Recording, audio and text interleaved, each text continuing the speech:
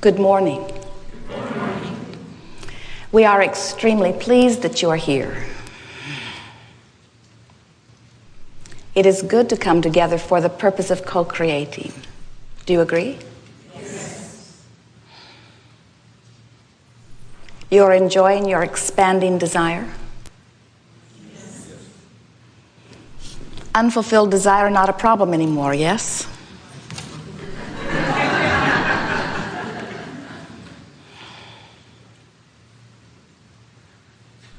It's an interesting word, unfulfilled desire. We would like you to be fulfilled just in having a desire. A desire is such a wonderful thing because it's a vibrational reverberation within you that is summoning source. That's quite something. To have a time-space reality that helps you focus to the point where you get a specific idea of something that you want. And the energy moves through you. Fresh, new desire. It is what life is. And if you could feel the freshness of the desire and not be discouraged about the manifestation, then you would really be in that place that you are from your non-physical perspective. That feels so wonderful. And you would also be in the place where the physical unfolding, the bricks and mortar and people, the manifestation part would happen easily.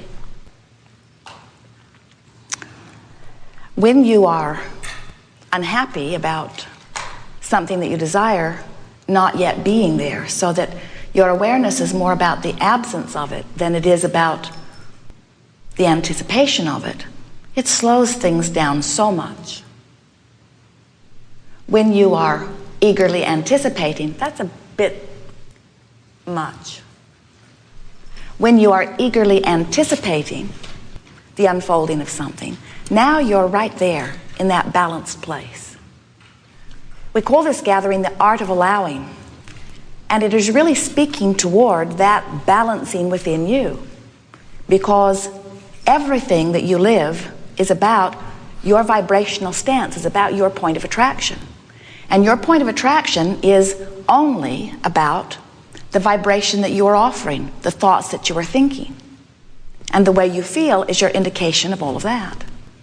So as you stand, pulsing desires and beliefs, that combination of what you're thinking and feeling in any moment equals your point of attraction. That's exactly like the tuning of your radio dial. You know how you can get between frequencies and hear a little bit of too many things and it's not a pleasing thing for you? Or you can tune more specifically to a station that's broadcasting with a strong signal and you can hear really well. So if your desire is specific, there's a strong signal that is broadcasting. And now you're allowing is the tuning of your dial so that you line up with it. So if you really want something that you really don't believe, you got a strong signal that is being beamed to you, but you're nowhere near it, and so you're not having the manifestation experience. If you have a not so specific desire, then it's a weaker signal that's being beamed to you. So we want you to approach your experience from those two perspectives. How strong is the signal of my desire, and how close to it am I with my vibration that you might call belief or expectation? So as we're moving forward here today, we want to talk about a variety of ways that you can get yourself into vibrational alignment with your own desire. It is not important what anybody else thinks about anything. It is only important what you think. There is no other factor in all of the universe, no other person in your experience, no set of people, no circumstance and event. There is nothing that is affecting your manifestations other than you. And the only thing that affects your manifestations is what you think. So as we call this gathering the art of allowing, what we're really talking about is thinking on purpose. What we're really talking about is deliberately offering thought. And of course, those of you who have been listening to us for a while understand that what we are really talking about is feeling your way into the thought that feels like alignment. Sometimes people say, well, Abraham is really a proponent of positive thought. And we would say we are really proponents of good feeling thoughts. Some would say, Abraham does not want you to be angry. And we would say, we want you to choose the best feeling thought that you have available, and nobody but you can decide what that is. If you are in a place where you're observing something in your life or someone close to you, and it is making you feel strong negative emotion, you might call it grief, you might call it depression. It's strong, it's all-encompassing. It feels like your thoughts are dragging you around. It feels like your thoughts are choosing you rather than it feels like you are choosing your thoughts. And then some bright-eyed person who's tuned in, tapped in, turned on, feeling wonderful in the moment, sees you in your depression. That person, being a proponent of deliberate creation, may very well say to you, you need to cheer up. You need to seek joy. You need to find a happy thought. And you reply, you need to drop dead. Because you don't have access to that really good feeling thought from where you are. So when we say we are proponents of the best thought that you can find in the moment, or the best feeling that you can find in the moment, what we're really saying to you is this is really an individual thing, and nobody else can decide what that best thought is for you. Sometimes we see you in strong negative emotion. Counselors will discuss this with us on a rather regular basis. And as your counselor says, you should find a happy thought, and you say, I've tried, I don't have access to one. What we would say is, then choose the best feeling thought that you can find and stop calling it positive or negative. Stop calling it the right thought or the wrong thought. Instead, look for the improved feeling.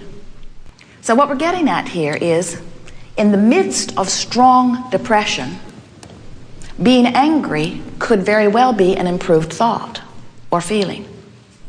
When you think about it, have you ever had serious grief or serious depression? That suffocating feeling where you feel like you can't get a breath of air. And bright, happy people around you are just obnoxious and annoying. They cannot reach you at all. And in your anger, you may very well find some relief. So what we are saying to you is, don't let someone who isn't inside of you and who isn't feeling what you're feeling tell you that your anger is an inappropriate choice, because it may very well be the only choice you have right now.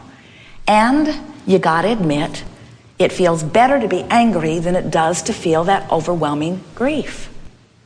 Now, we're not encouraging you that you stay stuck in the anger. We're encouraging that you reach for something once you get your sea legs or once you find your stability that feels a little better than anger. And there are some things that do. Annoyance, irritation, frustration, aggravation, overwhelmment. They all feel better than anger. And some anger feels better than other anger. There's some anger that is so deep that when you think about it, you seethe. And there's other anger that doesn't feel so serious. It's just sort of annoyance. So when you choose that annoyance, don't be upset with yourself and don't call yourself a failure for not being in that sunshine and lollipops place that your friend is. Instead say, I am making improvement. I am making the best choice I can. I'm making the only choice I can. And once you get pretty consistently aggravated, then reach for a thought that feels better. Reach occasionally for a feeling of hopefulness or for a feeling like you're coming out from under it. And don't be upset if you can't get all the way to what someone else would call positive emotion. Instead say, I'm feeling better. I'm feeling better every day. I'm feeling better. It's getting better and better for me. I'm feeling better. So what we're saying is, if you make the best choice that you can, and that choice is, I'm just trying to feel a little better, I'm reaching for a little bit of relief, if you consistently let that be your mantra, I'm making the best of this, I'm making the best of this, I'm making the best of this, eventually, and only you get to decide how long it takes, it's nobody else's business, you will be, it is our promise to you, in a very, very, very good place. But what we see going wrong with so many of you, especially when you're students of deliberate creation, is now the situation has caused you to feel negative emotion, and now the negative emotion is making you feel negative emotion. Because now somebody is saying to you, you know what that negative emotion means, you're not letting it in. You're not allowing the things that you want. And what we're wanting you to hear is that you have such leeway, and well-being is so coming to you. And you are so deserving of well-being. And the well-being never stops coming to you. It's not like you have been in a negative mood for so long that well-being and source energy has given up on you. That's never the case. Because every desire that is alive within you has summoning power, and that summoning is happening. In other words, you will never miss your opportunity. Your opportunity will always be at your door, ready to pounce into your experience anytime you allow just a little bit more. So the stance that we would encourage that you take is, hey, I'm worthy, well-being wants in, I've been defining my desires, there's a stream of stuff flowing to me, and as right now, which is where all of my power is, right now I'm reaching for the best thought, then I'm making the best use of my powerful juncture where source meets flesh, and a consistent attitude of that will net you a fabulous life that others will revere as amazing. The better it gets, the better it gets, the better it gets, the better it gets, the better it gets, the better it gets. And so we would encourage a new mantra. I make the best of everything. I make the best of it. So something bad happened, and I can't stop thinking about it. I'm going to do my best to make the best of it.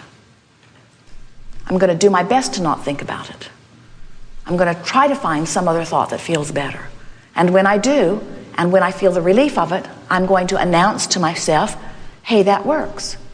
As you find yourself thinking something that feels bad, think to yourself, there are about 1 million other thoughts I could choose. Let's see which one comes to mind now. So the art of allowing is really the art of choosing the best feeling thought that is available to you in any point in time. And what we're really saying here, we've been sort of rambling and babbling here for a little bit, but we're really wanting to get your attention.